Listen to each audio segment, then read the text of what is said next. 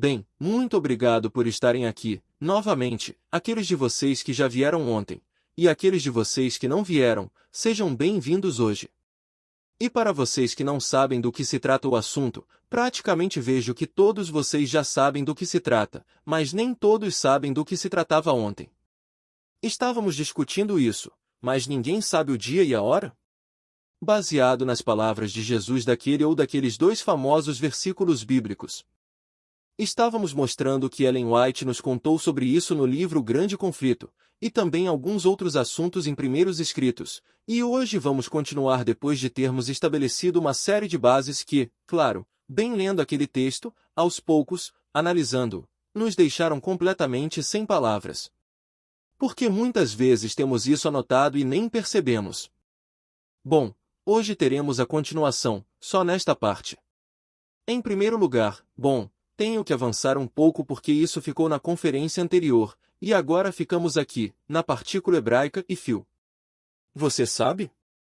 Alguém, quando consegue dizer ou ler uma partícula hebraica, não é possível que não saiba o que significa, certo? Lembremos que os textos, ambos, em que se diz que ninguém sabe o dia e a hora, são um hebraísmo. Certamente Jesus falava em sua língua aramaica, mas esta também tinha particularidades hebraicas, é claro.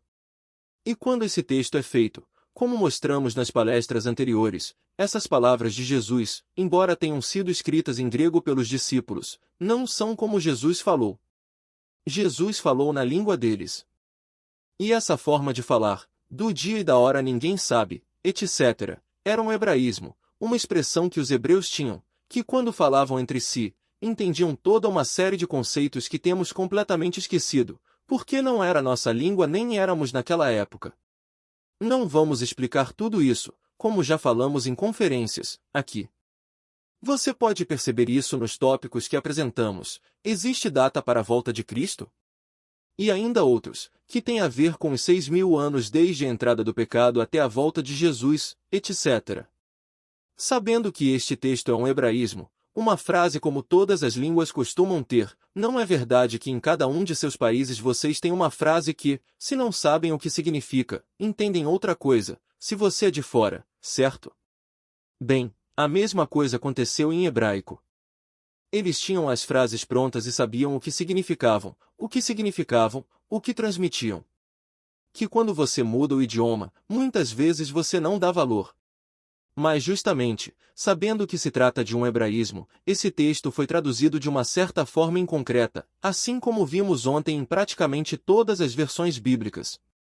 Mas quando você vai para o próprio hebraísmo, essa estrutura gramatical tem uma partícula hebraica que é e fio. E o que isso significa? Por que é tão importante discutir isso? Lembrem-se que ontem estávamos mostrando, os pioneiros do movimento adventista, quando ainda não era uma igreja adventista, eles pregaram sobre a segunda vinda de Jesus e deram uma explicação clara, muito clara daqueles textos que ninguém poderia debater sobre o dia e a hora, ninguém sabe. E afirmaram que houve um dia específico em que Cristo voltou, e eles deram aquele dia, aquela data, dia, mês, ano. E eles disseram que explicaram tudo isso maravilhosamente e que a resposta do povo, qual foi? Muitos ficaram maravilhados e aceitaram a mensagem, mas muitos outros não, eles foram combatidos, sobretudo, por irmãos de fé. E o que acabou acontecendo? Problemas, obviamente. E continuaram a afirmar, sim, mas ninguém sabe o dia e a hora, e assim foi tudo fechado novamente. Em outras palavras, entrou aqui e saiu ali. E ele te dá uma explicação, e nessa explicação aparece esta partícula hebraica, e fio. Vamos ver o que é isso? Olha, esse é um livro editado. Você vê por quem? Você sabe o que é isso? São livros que foram publicados na Igreja Adventista, e tem a ver com os escritos de Ellen White. Bom, é um livro que está em francês, O Sofrimento, a Morte e o Retorno Glorioso de Jesus Cristo. Ok, muito bom. E o que isso significa? Bem, significa isto, os sofrimentos, a morte e o retorno glorioso de Jesus Cristo. E é um livro que normalmente, eu pessoalmente, nunca vi numa livraria adventista. Nunca. Mas preciso contar um pouco de história antes de você começar a ler isto. Como eu disse ontem, é algo que está em nossas mentes há muitos anos. E quando lemos a explicação que deram no grande conflito, não sabíamos como descobrir qual era a explicação específica. Vimos outras explicações e lhes demos sobre aquele texto, sobre aquele hebraísmo, o que significava, etc., etc. Mas ainda faltava alguma coisa. O que eles também estavam alegando? Você sabe, orando e buscando e orando, graças a Deus, encontrei algo. E coincidiu. E vejam que coincidência, mais uma vez tão coincidência, que quando estou dizendo ao meu povo, olha o que encontrei, um irmão que acompanha as conferências me escreve e me diz, olha, irmão, o que encontrei. E essa mesma coisa aconteceu comigo. Você diz, bem, feito de propósito, impossível. E agora você entenderá por que quando Deus faz as coisas, Ele as faz de uma maneira que sempre te deixa impressionado, porque faz coincidir coisas estranhas para que você descubra de uma vez por todas.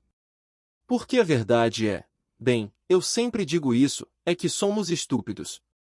Somos estúpidos, não sabemos muitas coisas. Mas há uma coisa que também não descobrimos, é que quando Deus coloca a mão em algo, você já pode pensar e não verá. Mas na hora de conhecê-lo, ele tira a mão e aí você fala, vamos lá, mas o que diz aqui? E então você percebe. Bem, a mesma coisa aconteceu conosco, mas olha a coincidência, acho de um lado isso, é do outro, pã. A mesma coisa. Diante disso, só posso dizer, um de dois, ou vem de Deus ou vem do diabo, não há outro. Por causa dessa coincidência, quem vai acreditar, certo? Confirmação. Confirmação, sim. Bem, o que você vai ler agora é extração do que aparece naquele livro. São escritos de pioneiros adventistas, não apenas de Ellen White. E há uma compilação de vários desses escritos onde este tópico do retorno de Cristo é discutido, entre os quais Tiago White também escreve.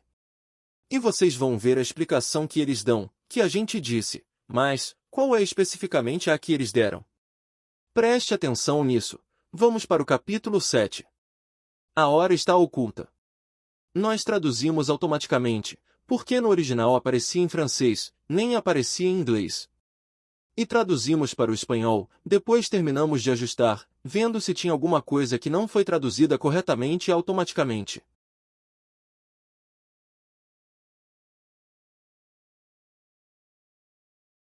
Mas o texto é esse e você também pode encontrar, né? Perceber. O tempo preciso da segunda vinda de Cristo é deliberadamente escondido do homem. A respeito deste dia e hora ninguém sabe, nem mesmo os anjos no céu, mas somente meu Pai. Mateus 24:36. Desta passagem conclui-se precipitadamente que é impossível saber alguma coisa sobre o tempo do segundo advento. Mas nisto não consideram que seja interpretado desta forma, esta passagem prova mais do que gostariam, pois contradiz flagrantemente outras declarações do Salvador de clareza inequívocas. Opõe-se a esta visão de fatos adicionais. E agora se refere a outra coisa. Repare que ela diz, o texto em si não diz exatamente isso, não vamos interpretar assim. E o que ele afirma para nós? Que Jesus não vai se contradizer em sua palavra. Como um lugar diz não e outro diz sim.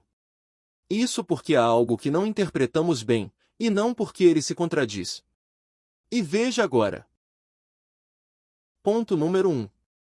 Nosso Senhor, depois de afirmar que o sol escureceria, que a lua não daria a sua luz e que as estrelas cairiam do céu, dá-nos uma parábola surpreendente que sem dúvida se aplica ao nosso assunto. Ele diz: aprendam isto com a semelhança da figueira. Quando seus galhos começam a ficar tenros e as folhas crescem, vocês sabem que o verão está próximo. Você também, quando vir todas essas coisas, saiba que o Filho do Homem está próximo e às portas. Mateus 24. 32 e 33.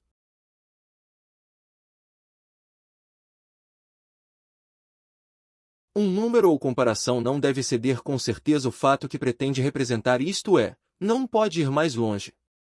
Sendo este o caso da parábola da figueira, a afirmação de Cristo tem uma força e uma clareza extraordinárias. Nenhuma palavra poderia ser mais direta. Nenhuma prova poderia ser mais completa. Então é possível saber que Cristo está às portas com toda a certeza com que podemos saber que o verão está próximo.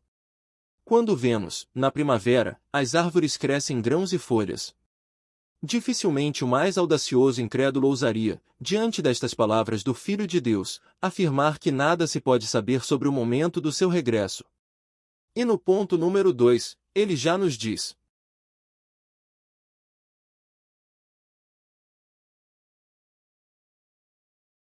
Nosso Senhor declara que assim como aconteceu nos dias de Noé, acontecerá o mesmo com a vinda do Filho do Homem. Deus disse a Noé: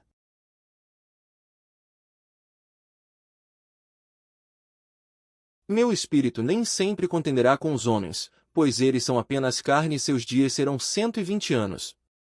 Gênesis 6, 3. A hora do dilúvio foi anunciada ao patriarca.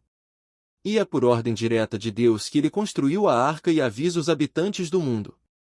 Da mesma forma, as profecias e os sinais dos tempos que se cumprem declaram claramente que a volta de Cristo está às portas, e já se ouve um solene grito de advertência.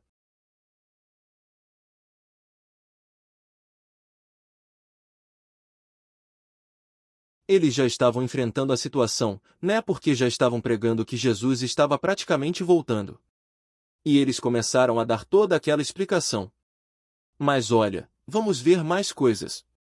Aqueles que afirmam que o texto citado no início desta sessão demonstra que nada pode ser conhecido sobre o momento do segundo evento, demonstram demais. Ou seja, se foram excedidos. Assim como Marcos relata em Marcos 13, 32.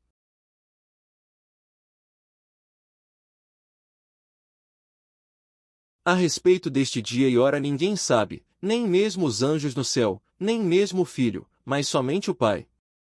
Se este texto prova que os homens nada saberão sobre o momento do segundo evento, também prova que os anjos nada saberão sobre ele, nem o Filho, até que aconteça. Sim, essa conclusão. Assim entendido, provaria demais, e consequentemente, não provaria nada.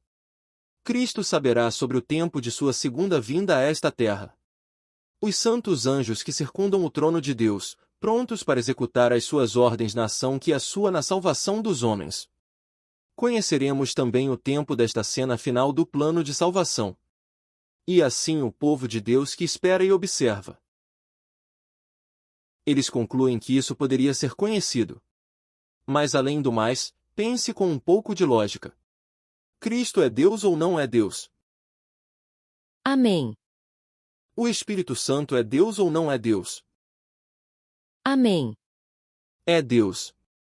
E eles, como Deus, não sabem quando será a segunda vinda de Cristo. Se contradiz. Então o que acontece? Uma contradição? Você percebe que logicamente não cabe mais? Bom, deve haver algo no texto que não entendemos muito bem. Se interpretarmos isso, é assim que toda a vida foi interpretada. Não, o Pai tem isso em sua reserva exclusiva. Mas não diz que o Espírito tudo sonda, para a mente de Deus? E ele não vai descobrir isso? Bem, então tornamos Jesus ou o Espírito Santo inferior a Deus Pai. E esse é o conceito católico. Sim, e de muitos outros cristãos, mas não o conceito bíblico autêntico, onde o Pai, o Filho e o Espírito Santo são iguais neste sentido. E prestem atenção agora ao que ele nos diz porque é o momento chave, totalmente chave. Ouça bem. Uma versão em inglês antigo apresenta esta passagem da seguinte forma: está escrito: Quanto a este dia e hora, ninguém o divulga. Nem mesmo os anjos que estão no céu, nem mesmo o Filho, mas somente o Pai. O que você entende aqui? Eles não sabem. Que eles não sabem. Não. Só o Pai sabe? Mas quem dá a conhecer é o Pai, e foi isso que foi determinado no início, saber em que momento distante da história, de Deus. Nos tempos eternos. Que o Pai é quem ia anunciar, mas evidentemente os outros sabem disso. Isto foi explicado a vocês em suas igrejas? Nunca. Nunca. Nem eu. Nem eu. Mas você sabe, não vou acusá-los de não terem explicado isso. Porque eles o ignoraram como eu o ignorei. Outra coisa é que depois de ver as provas que apresentamos, mas tudo o que vocês vão ver hoje, e vamos continuar dizendo que ninguém sabe o dia e a hora e feche novamente com a mesma coisa. Por que então eles serão culpados de cima a baixo diante de Deus? E a grande responsabilidade de continuar a separar as pessoas da mensagem do quarto anjo. Veja o que ele nos conta agora. De acordo com críticos eminentes, este é o verdadeiro significado, o conhecimento da palavra da versão ordinária sendo usado aqui no mesmo sentido que São Paulo a usa em 1 Coríntios 2, 2, quando diz: Por que não julguei que deveria saber, entre colchetes, tornar conhecido, nada mais entre vós senão Jesus Cristo, e Jesus Cristo crucificado? Os homens não divulgarão o dia e a hora, os anjos não o divulgarão, nem o Filho, mas o Pai. A expressão está ficando clara para nós e o que eles já explicavam para as pessoas, de onde quer que fossem, depende da crença delas, era a mesma coisa, foi assim? Ah não, eles inventaram isso. Sim? Não, não, todo mundo diz o contrário. Isto, então, não pode ser. Bem, senhores, é isso. E aqueles críticos eminentes assim o declararam. E mais, vocês verão agora como isso não é ficção científica.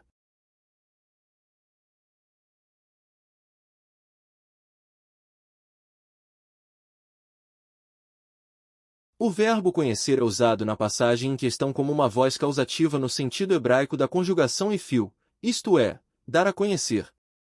A resposta de Cristo é, portanto, dizer: O Pai vos avisará quando quiser, mas ele não permitiu que o homem, nem os anjos, nem o Filho tornassem conhecido. É neste sentido que Paulo usa o termo conhecimento em 1 Coríntios 2, 1, 2 Fui anunciar-lhes, dar a conhecer, o testemunho de Deus. Porque pensei que não deveria saber mais nada entre vocês, exceto Jesus Cristo e Jesus Cristo crucificado.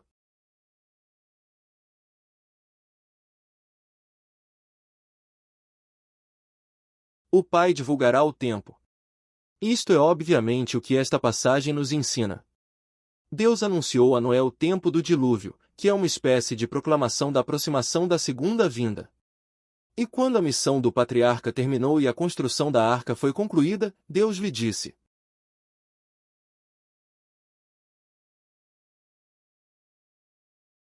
Entre você e toda a sua casa na arca, porque em 7 dias farei chover sobre toda a terra durante 40 dias e 40 noites.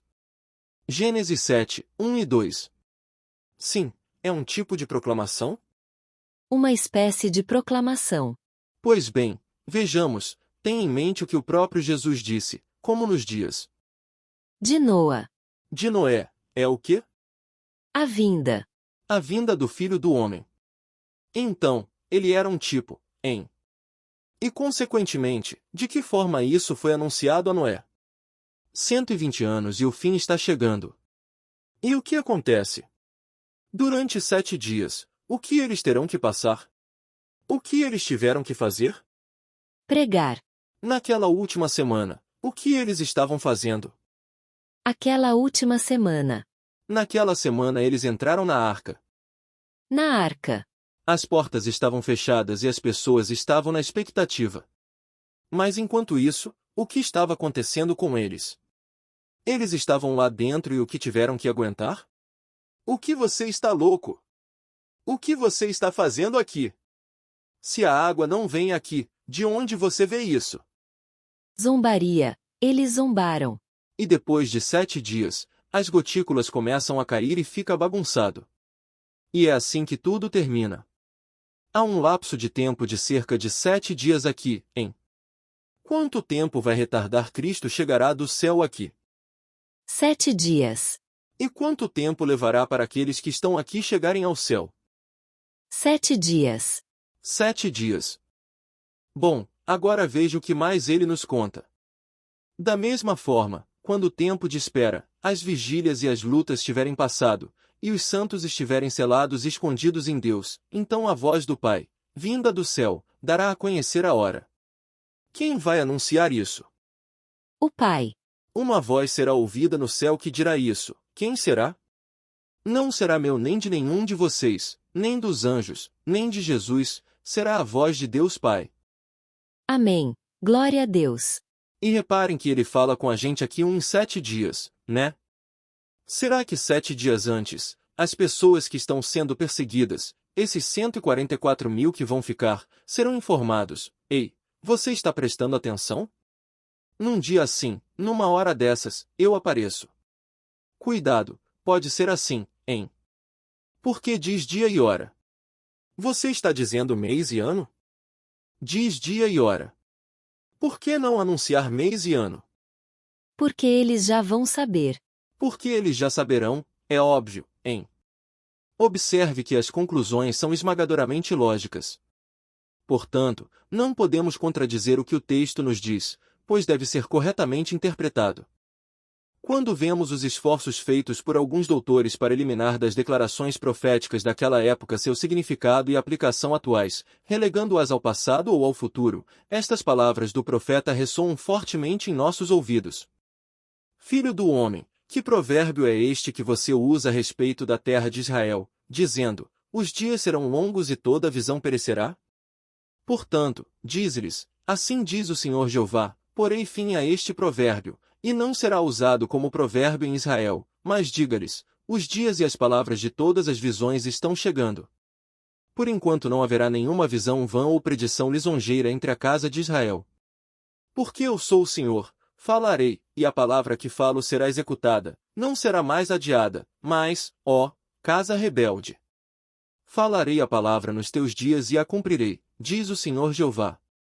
Ezequiel 12, de 22 a 25. Eu falarei, diz o Senhor, e a palavra que falei se cumprirá.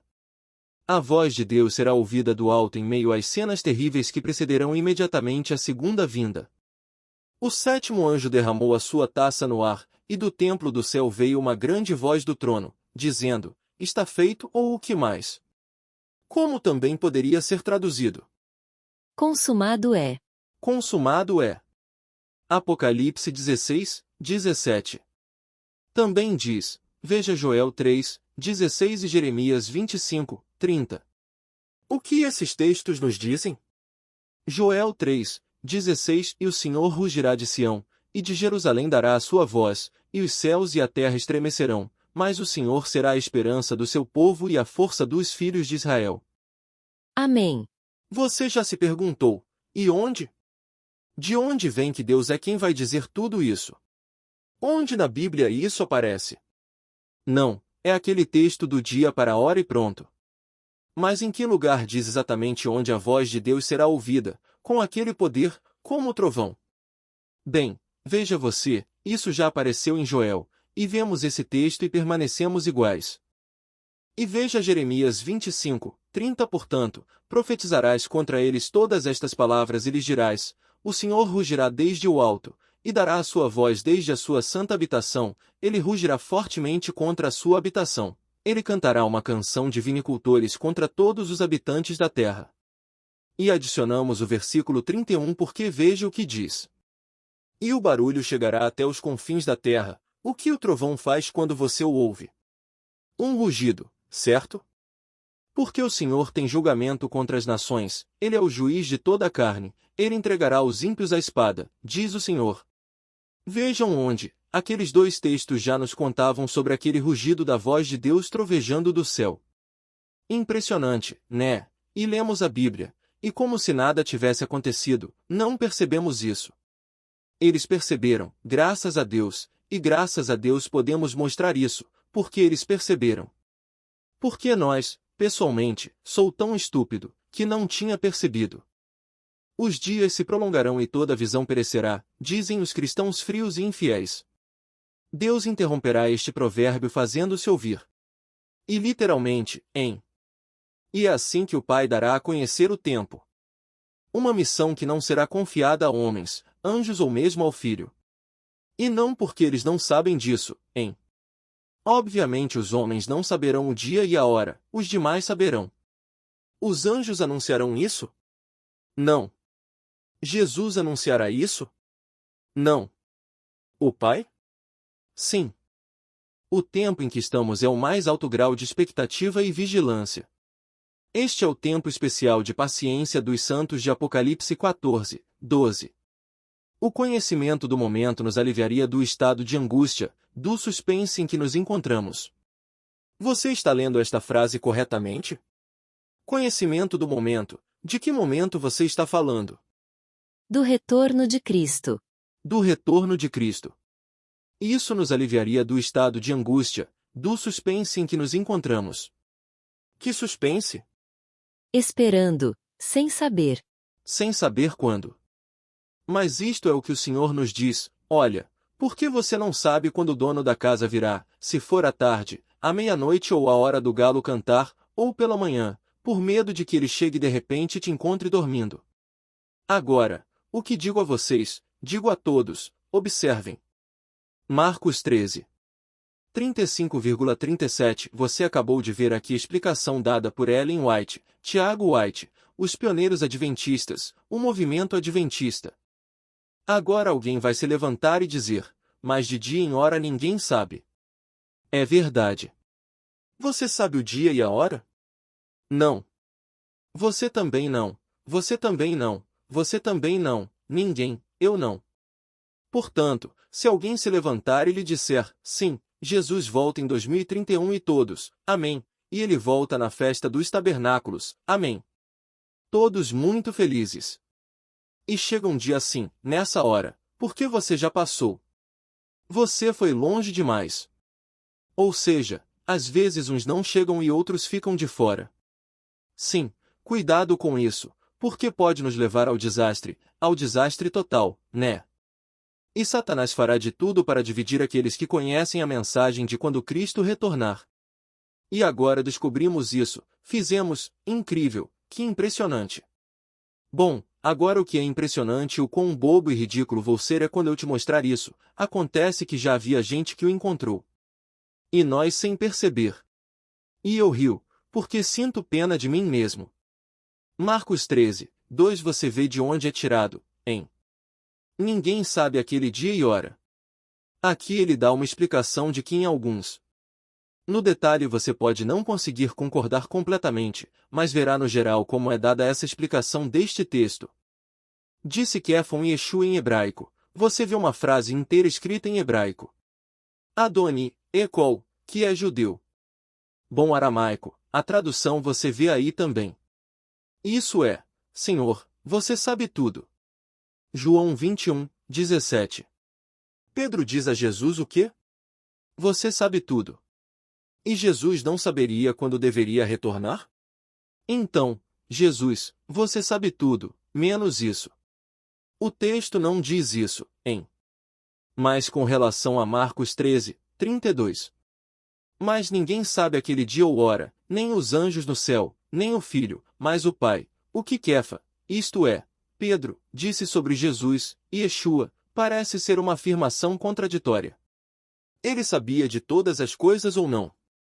Devido à tradução deste texto, alguns pensam que Yeshua não sabia o dia e a hora de sua vinda, pois essa é a mensagem que se entende ao ler a maioria das versões bíblicas traduzidas para o espanhol. Vou demonstrar de forma simples e sucinta que Yeshua ou Jesus sabe o dia e a hora de sua vinda, mas não dirá isso. Pode parecer estranho que o Filho, que declarou que viria antes da geração mencionada em Marcos 13 e que na profecia vinha apontando os vários sinais pelos quais os discípulos poderiam prever a sua aproximação, não saiba o dia nem a hora, ou o momento específico de sua vinda.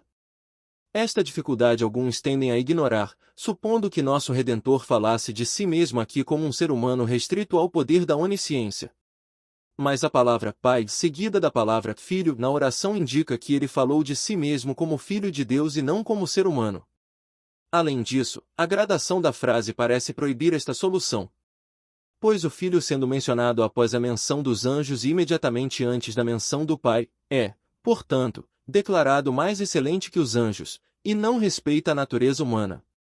E, portanto, não se pode presumir que ele falasse de si mesmo sob a natureza humana. Bem, esta é a conclusão que se chega a isso, você pode concordar mais ou menos, em, ou não. Outros tendem a objetar ao unigênito de Deus, a ignorância deste dia e hora, para concluir que Deus não nasceu de Deus, naquela perfeição, Por natureza, desculpe, isso, acabei de pular uma linha, certo? Não. Oh não, sim, estamos bem agora. Deus de Deus, naquela perfeição da natureza pela qual ele é Deus. Mas o bom senso diz que como é possível que o autor de tudo que é e será, de acordo com João 1:3 e Colossenses 1:16, ignore o dia da sua vinda? Como pode o conhecimento existir fora daquele em quem está contido tudo o que deve ser feito e em quem estão escondidos os tesouros da sabedoria e do conhecimento? Se todos os tesouros da sabedoria existem nele e mais do que isso, é a sabedoria e o poder de Deus, ele não pode ignorar esse dia. Irá ele então ignorar aquele dia que é o dia da sua vinda? A tradução correta da passagem, na minha opinião, diz ele, oferece uma solução melhor.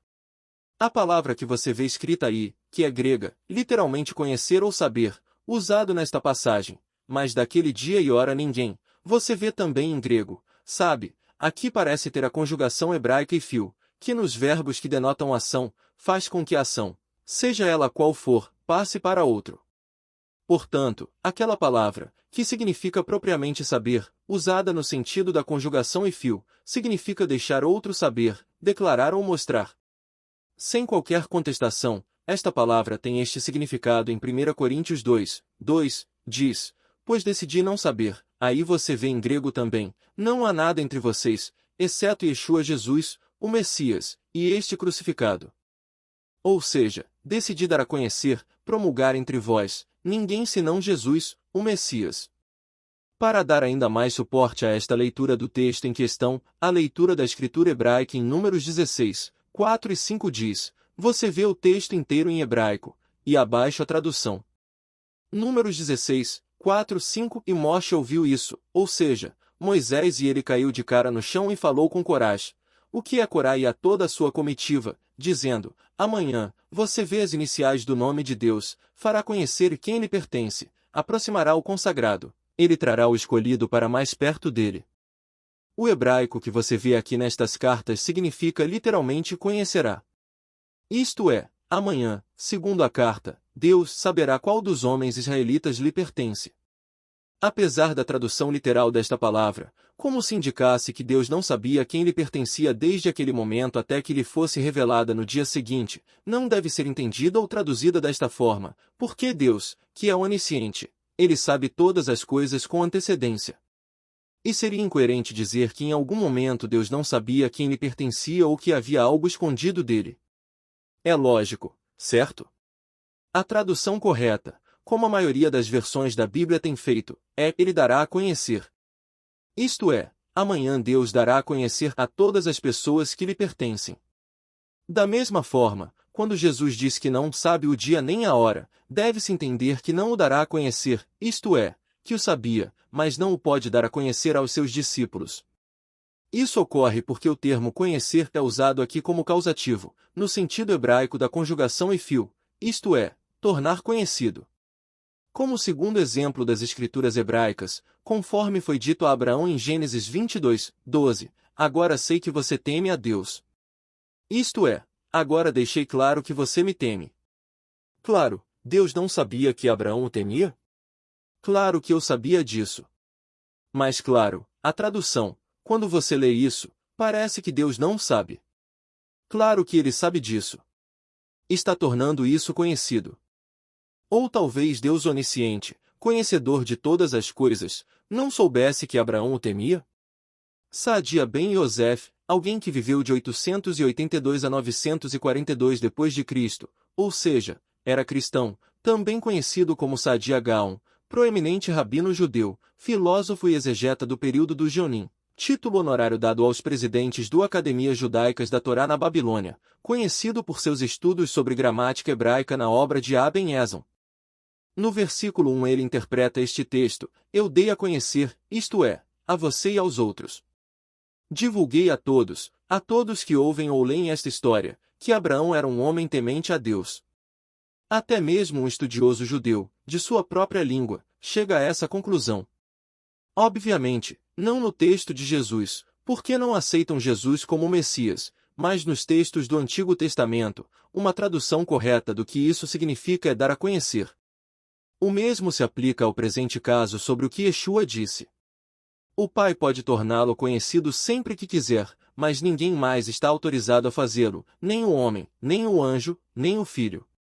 Portanto, a tradução correta desta passagem é: mas daquele dia e hora ninguém dará a conhecer, nem mesmo os anjos que estão nos céus, nem o filho, senão o Pai. E o significado é que ninguém tem autoridade para revelar o dia e a hora da vinda do Redentor se não for autorizado pelo Pai. Porque o Pai colocou os tempos em seu próprio poder e escondeu de nós porque foi conveniente para nós, porque ignorando a data exata, não cuidamos do fim. O que faríamos se soubéssemos disso? Por isso todo crente deve estar vigilante, para que a vinda do Redentor não o encontre despreparado, pois naquele dia encontrará despreparado todo aquele que não estiver preparado no último dia de sua vida. Reparem como aqui ele coloca o seu, ele já vai longe demais dependendo de qual conclusão. Entendamos, então, que o Redentor diz que o Filho não sabe, no sentido de que não o dará a conhecer. Ou seja, ele não irá revelar isso. Mas você percebe? E a gente dizia, impressionado, quando descobri, ligando para o anjo, ligando para o meu irmão, ligando para todo mundo. E acontece que já havia gente que sabia disso. Bem, graças a Deus eles sabiam. Amém. Graças a Deus, porque você percebe que essa não é uma loucura nossa, e judeus que incluímos. É impressionante, hein? Portanto, se te disserem, não, o ano de Cristo você não pode pregar, hein? Não, você está louco, você está indo contra a palavra de Deus, que ninguém sabe o dia e a hora.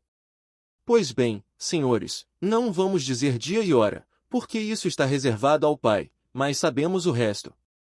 E agora aquele argumento que, mas o dia e a hora, que guardem bem. Mas eu sei que eles continuarão a dar. Não aconteceu hoje, vimos ontem, que eles continuaram dizendo isso, embora alegassem tudo isso. E agora vai ser diferente? Mas os honestos aceitarão a verdade. Amém. A pena é que restam poucas pessoas honestas, cada vez menos. Mas existem. Sim, é verdade. Aqui você também tem uma escrita, onde se fala hebraico para quê? Para baixinhos, bobos, alguma coisa assim? Iniciantes. Iniciantes, bem, melhor assim. E nos é dada uma explicação precisamente também da partícula hebraica, fio. Aqui está em inglês e vemos mais ou menos traduzido para o espanhol. Ele fio nem sempre é necessariamente complicado traduzir, ela o fez comer, também pode ser traduzido, ela o alimentou. Embora possamos entender isso, em inglês, como resultado de compulsão, em hebraico, o conceito poderia ser mais sutil, como tornar algo possível ou conceder permissão para fazer algo. O caminho de fio é encontrado aproximadamente 13,3% das vezes nas Escrituras. Quase nada, hein? Bem, estamos mentindo daqui? Se estivermos mentindo, eles terão de dizer que os pioneiros adventistas mentiram. E agora me dirijo especialmente aos adventistas. Bem, tenha cuidado, tenha cuidado. Se continuarem afirmando que o dia e a hora, cuidado. Vitor, você pode fazer um favor para revisar uma foto? Uma foto aqui atrás? Sim. Bem, você vê, mais pessoas sabiam disto. Obrigado. Bom. Resumindo em conclusão. Você quer uma conclusão clara? Por precaução, às vezes com muita conversa você pode adormecer ou se perder. A palavra conhecer ou conhecer usada nesta passagem mas daquele dia e hora ninguém sabe, tem a conjugação hebraica e fio que nos verbos que denotam ação, faz com que a ação, seja ela qual for, passe para outro. Portanto, a palavra sabe, que significa propriamente conhecer, usada no sentido da conjugação e fio, significa dar a conhecer a outro, declarar ou mostrar. O conceito está claro? Sim, claro, sim. A tradução correta desta passagem é: mas daquele dia e hora ninguém dará a conhecer, nem mesmo os anjos que estão nos céus, nem o Filho, senão o Pai. Isso significa que ninguém revelará o dia e a hora da segunda vinda de Cristo, pois o Pai se encarregará de anunciá-la. E desculpe porque o Pai está escrito em minúsculas. Você entende o conceito? Está claro, certo? Quando Jesus esteve aqui, Ele sempre esteve sujeito à vontade do Pai. Ele nunca pediu permissão para fazer algo que não fez. Jesus nunca excedeu daquilo que foi acordado com o Pai. Portanto, não revelou mais do que deveria fazer. Vamos terminar de resumir um pouco mais? Isso ocorre porque o termo conhecer é usado aqui como causativo, no sentido hebraico da conjugação. Ifil, isto é, tornar conhecido. Ifil é. Mas claro, como não entendemos isso em espanhol, bem, aqui está a solução. Olha, também encontrei isso em um comentário que aparece naquele lugar que você vê sobre Marcos 13:32. Me chamou a atenção porque ver isso aparece quando você busca aquele texto relacionado a outras coisas, certo? Bíblia comparada, etc. E eu encontrei isso, e bem, traduzido nos diz isso, comentário de púlpito no versículo 32, aquele que está em debate, certo? Mas daquele dia ou daquela hora ninguém sabe, nem os anjos do céu, nem o Filho, mas o Pai. Aquele que desde toda a eternidade decretou o tempo em que este dia chegará, deleita-se em ocultá-lo nas profundezas ocultas de seus próprios conselhos. Mas o Filho Eterno e o Espírito Santo, ambos iguais ao Pai, são dos seus conselhos. Eles não estão excluídos deste conhecimento, eles, igualmente com o Pai, conhecem o dia e a hora do fim, pois são da mesma substância, poder e majestade. É lógico, hein? Por que então São Marcos acrescenta aqui, nem o Filho? A resposta certamente reside na grande verdade da união hipostática. O Filho Eterno, como Deus, por sua onisciência, e como homem, pelo conhecimento que lhe foi transmitido, conhece perfeitamente o dia e a hora do julgamento futuro. Mas Cristo, como homem e como mensageiro de Deus aos homens, não o conhecia o suficiente para poder revelá-lo aos homens. Esta é a outra possibilidade que estava sendo considerada, certo? O embaixador, se questionado sobre os conselhos secretos do seu soberano, pode verdadeiramente responder que não os conhece para comunicá-los a outros. Como embaixador, ele apenas comunica as coisas que o seu soberano lhe confiou para cumprir, e não as coisas que lhe foi ordenado manter em segredo. Correto. Mas é interessante, essa é outra explicação acessível a todos. E eu, que sou um completo idiota procurando coisas na internet, e encontrei. Então, se eu encontrar, qualquer um pode encontrar, hein? Bem, você vê, havia mais pessoas que sabiam dessas coisas, hein?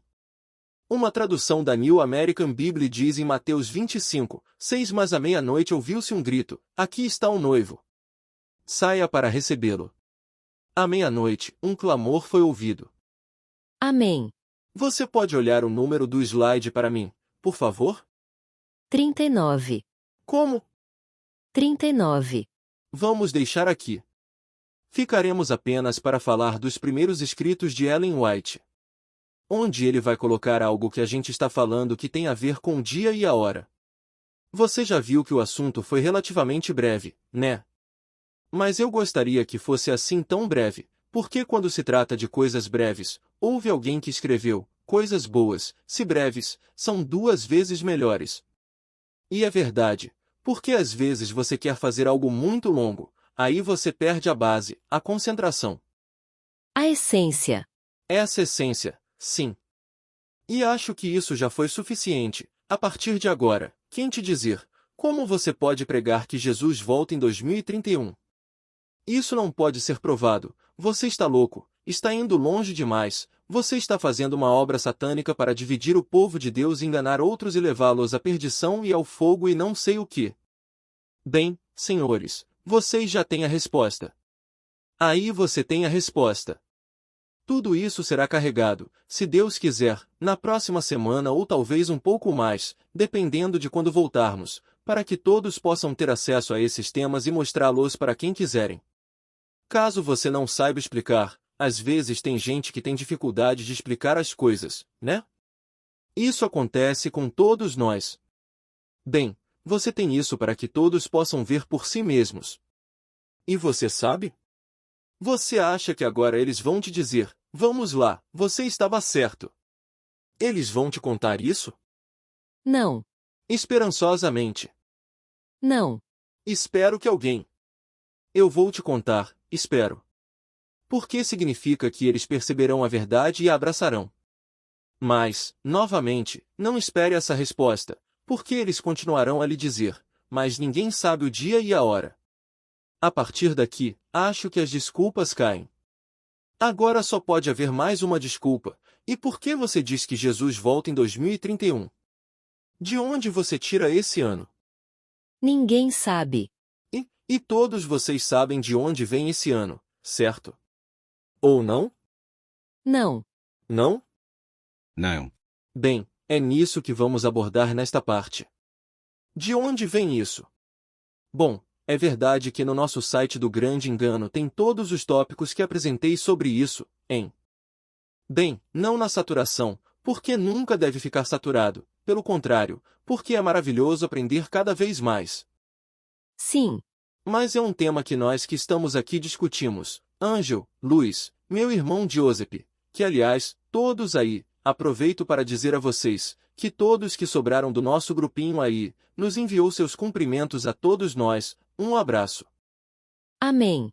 Eles adorariam estar aqui, mas obviamente nem todos podem vir devido a diversas circunstâncias. Mas saiba que você não está sozinho no que acredita. Que tem gente aí que te ama sem te conhecer, como você mesmo às vezes me diz. Ontem me disseram, e Giuseppe, seu irmão? É, porque existe um amor, né? Bom, aqui está uma representação nossa, mas tem mais alguns aí, graças a Deus, que bom, eles te amam tanto quanto a gente, pode ter certeza, né? E tenho certeza que se você os conhecesse pessoalmente, você se divertiria muito com eles e ficaria super confortável. Pois bem, agora o que eu gostaria, acima de tudo, é que você meditar sobre o que aprendeu. Mas não apenas você meditou sobre isso, mas que vocês que vão às igrejas, independente da denominação, tenham coragem de contar, explicar isso a eles. E peça aos seus pastores e líderes da igreja que estudem para ver se é assim ou não. Não despreze as profecias, examine tudo, apegue-se ao que é bom, diz o apóstolo, certo? Deixe-os fazer isso, deixe-os se reunir e debater, na oração, claro, e sem preconceitos ou preconceitos. E isso custa mais. E deixe-os dizer, é assim ou não é? E se disserem que não é assim e lhe disserem que você deve esquecer isso e ficar quieto, o que você deve fazer? Bem. Sim? Você deveria fazer isso? Levantemos a nossa voz. Você deve dizer, chega, você chegou até aqui. E se você proibir que isso seja falado na igreja, você vai discutir isso com o resto da igreja, com os membros, com quem for necessário e com quem quiser aceitar a mensagem e quem não quiser, o que vamos fazer? Mas aí, o que você acha se a mensagem do quarto anjo for rejeitada? O que você pinta aí? Considere isso, porque isso é muito sério. Pense que, como diz Ellen White, onde a verdade é rejeitada, se você continuar, será contaminado. É forte, né? Sim, porque começam a surgir conceitos de púlpitos e comentários, próximos, que não são corretos e que te prejudicam, podem até te fazer duvidar e se perder. Tenha isso em mente, de agora em diante, peça a Deus coragem para dizer as coisas claramente em sua igreja. E se te disserem, abaixe-se um pouco e eles fazem isso com você, então agradeça a Deus. Saia da Babilônia, meu povo. E isso não se refere apenas ao catolicismo, né? A apostasia atingiu todos os lugares. E cuidado até com grupos que se separam, onde também entram os equívocos. Cuidado com isso, porque às vezes você quer se separar de uma mãe, onde quer que você vá. Tenha cuidado com isso. Existe apenas uma verdade. A verdade não é relativa. Não é isto ou pode ser aquilo, porque isto me cai bem e o outro não. Não, a verdade é o que é e é o que deve ser abraçado e pelo que deve ser combatido no sentido espiritual. E é isso que todos vocês devem defender. Mas saibam que é muito provável que aqueles de vocês que ainda estão em certos lugares sejam expulsos de suas sinagogas, de suas igrejas. Deixe isso claro como aconteceu conosco. E a partir daqui você deve se posicionar e se você está sozinho, porque isso pode acontecer, eles te falam, bom, você não pode mais pisar aqui. O que você deve fazer? Começa a chorar e pronto? E não, olha, vou me abaixar e, bem, vou pular aros para não ficar sozinho aos sábados. Você deveria fazer isso? Não, nunca.